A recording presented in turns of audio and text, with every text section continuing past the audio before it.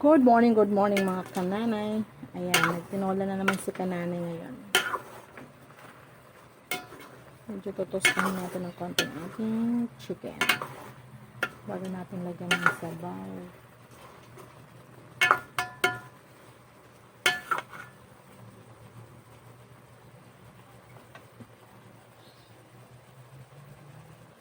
Okay, add na tayo ng tubig.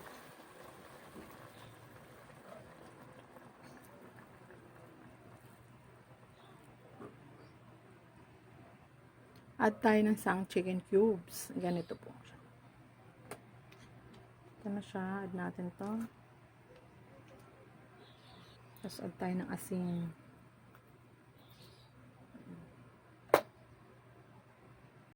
Haluin natin. Hintayin natin kumulo siya ulit. Saka natin ilagay yung ating gulay.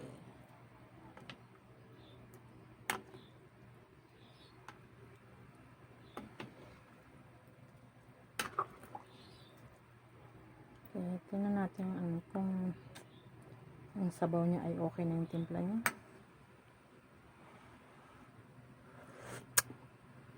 Sarap.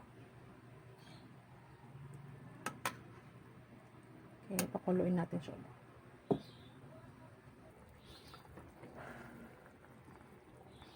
Okay, lagay na natin tong ating sayote.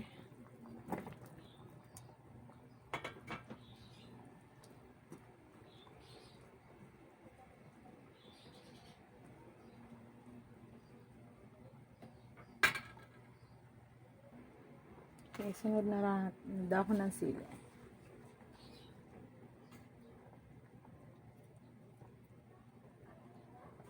Ayan.